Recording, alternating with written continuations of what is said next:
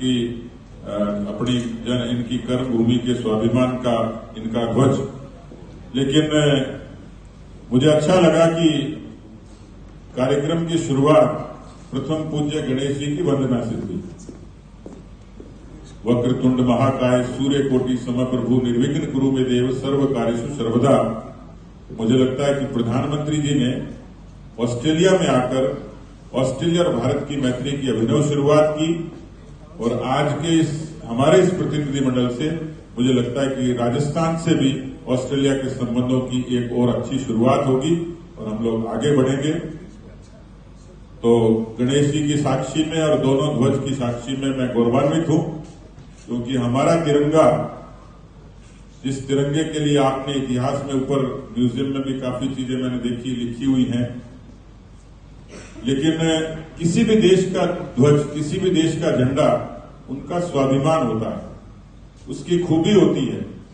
और मैं अपनी बात को खत्म करूंगा, दो छोटे छोटे प्रसंग हैं, क्योंकि हमारी जो जड़ें हैं वो भारत में है।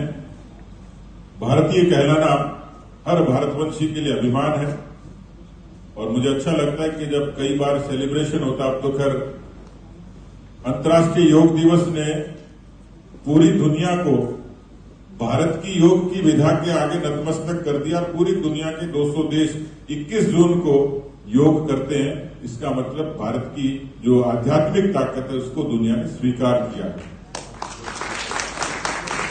भारत में भी आज सांस्कृतिक पुनरुत्थान का युग है।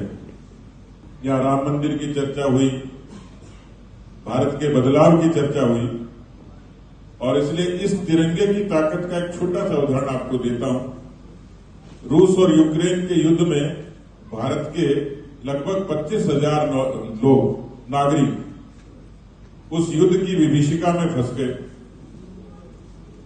जिनके लोग फंसे होते हैं ऐसे मामले में तो स्वाभाविक तौर पर वो अप्रोच करते हैं।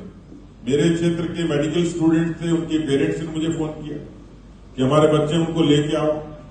मेरी तो क्षमता नहीं थी, मैं मिनिस्ट्री ऑफ एक्सटर्नल अफेयर में मेल कर सकता था, टेलीफोन कर सकता था।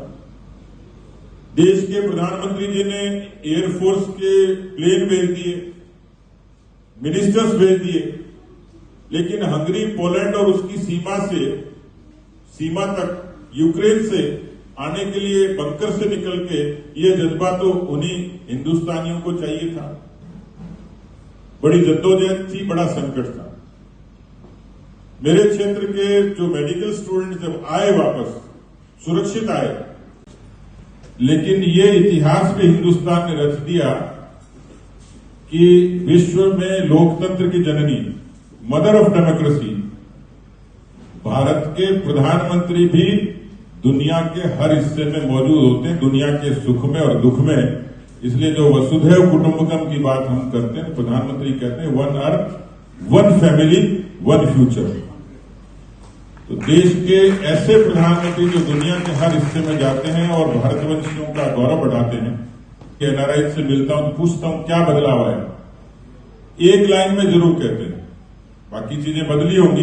दुनिया में इकोनॉमी के बारे में काफी चर्चा हुई, भारत के बारे में भी चर्चा हुई, लेकिन सिंपली एक वर्ड में वो एक्सप्लेन करते हैं, वो कहते हैं कि भारत के पासपोर्ट की साख बढ़ गई।